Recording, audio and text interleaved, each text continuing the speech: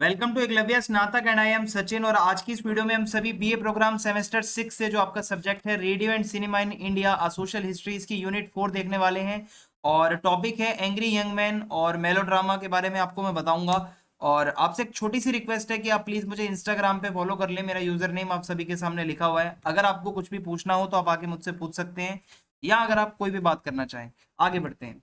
और आपसे छोटी सी रिक्वेस्ट है कि अगर आप हमारा टेलीग्राम ग्रुप ज्वाइन कर लेंगे तो इससे आपको काफ़ी फायदा होगा, क्योंकि जितनी भी पीडीएफ्स हैं वो सारी आपको हमारे टेलीग्राम पे अवेलेबल करवा दी गई हैं। तो आपको आके मुझसे पूछना नहीं पड़ेगा कि नोट्स सेंड कर दीजिए, ठीक है, क्योंकि टेलीग्राम पे सारी पीडीएफ्स ऑलरेडी अपलोडेड हैं। सिलेबस की बात करें तो यूनिट 1 2 3 ये कंप्लीट है, और यूनिट 4 आज आपकी कंप्लीट करवा दी जाएगी। इट मीन्स आपका सिलेबस पूरा हो जाएगा। अगर आपने बाकी की वीडियोस नहीं देखी तो उसका लिंक आपको इसी वीडियो के डिस्क्रिप्शन में दे दिया जाएगा। तो चलिए फिर आगे बढ़ते हैं। इंट्रोडक्शन के साथ अगर मैं स्टार्ट करूं तो सबसे पहले मैं आपको एंग्री यंग मैन का टॉपिक बताने वाला हूं। ठीक है, एंग्री यंग मैन का टॉपिक अगर मैं आपको बताऊं तो ये क्या है, पहले इसके पीछे की कुछ कहानी बताता हूं, फिर इसके बाद मैं ये रीड करूंगा। तो भारत के अंदर मूवीज की स्टार्टिंग 1913 में राजा हरिश्चंद्र के साथ हो जाती है। आपको पता है कि पहले साइलेंट मूवीज थी, बाद में धीरे धीरे आलम आरा के साथ साथ टॉकीज स्टार्ट हुई। और मतलब आफ्टर इंडिपेंडेंस हमारे इंडिया में सिनेमा का एक गोल्डन एज माना जाता है, और म्यूजिक भी बहुत फेमस था इस टाइम पे। 1970 से लेके 80s तक का जो टाइम था, इस टाइम पे भारत में प्रॉब्लम्स बहुत चल रही थी पॉलिटिकली। अगर आप देखो हर तरफ लोग परेशान थे। तो 1970 के बाद से ही अमिताभ बच्चन को एंग्री यंग मैन के कैरेक्टर में दिखाया जाता था हमारी बॉलीवुड मूवीज में। और एंग्री यंग मैन का जो कॉन्सेप्ट है अब वो कहाँ से आया ये मैं आपको बता देता हूँ। तो एंग्री यंग मैन क्या है, कुछ इंटेलेक्चुअल्स लोग थे, और ज्यादातर ये वर्किंग क्लास होते थे और लोअर मिडिल क्लास से आते थे। ठीक है, इंग्लैंड के अंदर थे ये। और काफी ज्यादा ये मतलब इसमें से कुछ कुछ लोग एजुकेटेड भी थे। ठीक है, at the post war red brick universities at the states expense. सो यहाँ पे ये लोग जो हैं ये काफी ज्यादा परेशान थे आफ्टर सेकेंड वर्ल्ड वॉर। ठीक है, after second world war Britain के अंदर क्या है, लोग वहां पे जो पॉलिटिकल पावर थी उससे परेशान थे, और काफी ज्यादा मतलब डिससेटिस्फाइड थे। तो ऐसे में अब यहाँ पे क्या होता है मैं आपको बताता हूँ। और जो ब्रिटिश क्लास का सिस्टम था वो उन्हें बहुत खराब लग रहा था। ठीक है, और ज्यादातर फायदा किसका होता था, जो एलीट लोग थे पैसे वाले थे उन्हीं का फायदा हो रहा था। जो मिडिल क्लास गरीब आदमी है उसका कुछ फायदा नहीं हो रहा था।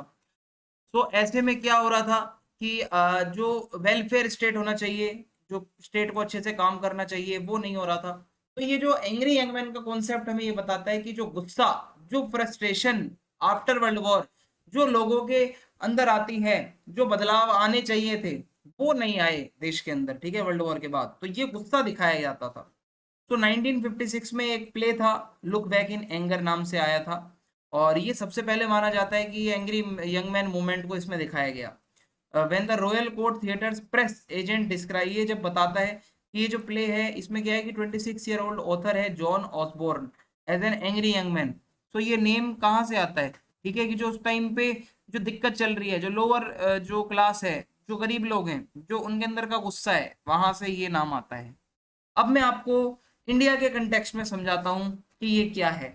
तो हमारे भारत में 1970 के मतलब टाइम से लेकर 80 तक भुखमरी चल रही थी, अनएम्प्लॉयमेंट थी, पॉवर्टी थी, वायलेंस, कम्युनल वायलेंस, भ्रष्टाचार, करप्शन। ये सारी सर्कमस्टेंसेस को देखते हुए अमिताभ बच्चन जो हैं वो एंग्री यंग मैन के कैरेक्टर में एंट्री मारते हैं इंडियन सिनेमा के अंदर। अब मैं आपको बताता हूँ सबसे पहले जो मूवी है जंजीर अमिताभ बच्चन जी की, इसमें कैसे एंग्री यंग मैन का कैरेक्टर दिखाया गया है। सो एंग्री यंग मैन के अंदर ये दिखाया जाता है, ये क्या है, 1973 में आई एक एक्शन थ्रिलर मूवी है जिसको डायरेक्ट किया प्रकाश मेहरा ने, जिसमें अमिताभ बच्चन स्टार हैं, जया बच्चन है और प्राण जी हैं। तो ये स्टोरी है विजय खन्ना, एक पुलिस ऑफिसर की, जो कि एक फाइट करता है एक अंडरवर्ल्ड के डॉन तेजा के साथ, जो कि प्राण इस रोल को निभा रहे हैं। ये स्टोरी स्टार्ट होती है विजय खन्ना की, एक टफ और ऑनेस्ट पुलिस ऑफिसर जो कि अपनी जॉब को बहुत सीरियसली लेते हैं। एक दिन होता क्या है कि एक दिन ऐसा होता है कि वो देखते हैं कि एक विमेन जो कि हैरेस की जा रही थी कुछ गुंडों द्वारा। सो वो इंटरवेन करते हैं और उस महिला को बचाते हैं, माला को, who is a witness in a case against Teja. ये क्या है, तेजा के अगेंस्ट जो केस था उसमें ये विटनेस थी। तो ये कुछ गुंडे उसको तंग कर रहे थे। तो तेजा एक पावरफुल आदमी था अंडरवर्ल्ड का, जो कि सारी इलीगल एक्टिविटीज करता था। And he is determined to eliminate Mala, और वो चाहता था माला को मार दे क्योंकि वो विटनेस थी उसके अगेंस्ट। तो ऐसे में वो अपने गुंडे भेजता है उसको मारने के लिए, बट विजय यानी कि अमिताभ बच्चन जी उसको बचा लेते हैं, वो पुलिस वाले होते हैं। विजय रियलाइज करते हैं कि he is up against a formidable opponent in Teja and decides to take matters into his own hands. उसको पता चल जाता है भाई तेजा से अब मुझे खुद लड़ना पड़ेगा। He sets out to gather evidence against Teja, और वो सारे जितने भी एविडेंस होते हैं इकट्ठा करना शुरू कर देते हैं, ठीक है, तेजा के अगेंस्ट और उनकी जो गैंग के अगेंस्ट, ठीक है, ताकि वो न्याय दिला सके।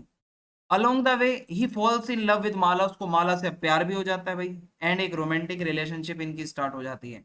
सो विजय धीरे धीरे ये से केस सोल्व करने लगता है। तेजा बिकम्स इंक्रीजिंगली डेस्परेट, बहुत डेस्परेट हो जाता है Teja, and resorts to more violent methods to get rid of Vijay. बहुत ज्यादा वायलेंट मेथड यूज करता है वो, बट विजय तो भाई मतलब पूरा जस्टिस दिलवाना ही चाहता था, and put an end to his criminal empire, और उसकी जो गुंडागर्दी है उसको पूरी तरीके से भाई वो खत्म करवाना चाहता था।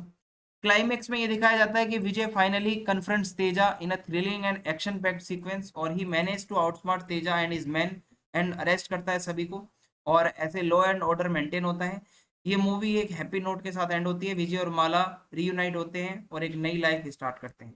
तो इसमें ये बताया जाता है, आप अगर इसमें देखोगे कि कैसे उस टाइम की हमारी प्रॉब्लम्स दिखाई गई हैं, कि किस तरीके से गुंडागर्दी चल रही है हमारे देश में, करप्शन चल रहा है, और ये महिलाओं के साथ कैसा सब कुछ होता है, ठीक है।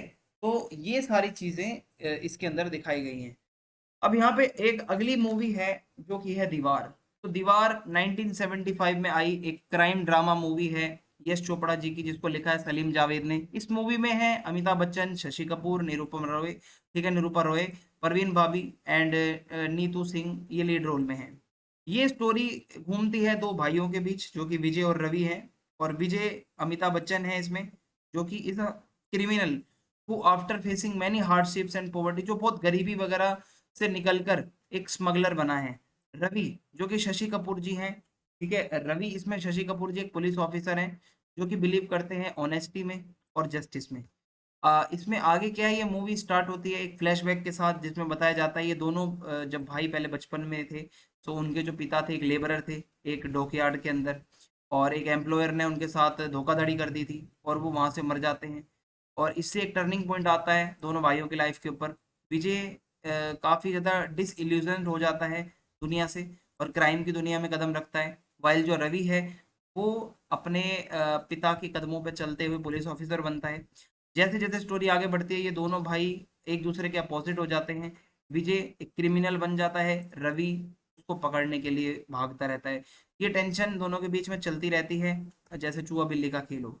ये मूवी अपने फेमस डायलॉग्स के लिए जानी जाती है और मेमोरेबल सीन्स के लिए जानी जाती है, जैसे आइकॉनिक एक कन्फ्रंटेशन होता है विजय का और उनकी मदर का, ठीक है, जब वो कहते हैं कि मेरे पास माँ है, ठीक है, and the climax where Vijay dies in his brother's arms, और एक वो क्लाइमैक्स सीन आता है जब विजय अपने भाई के ही हाथों मारा जाता है।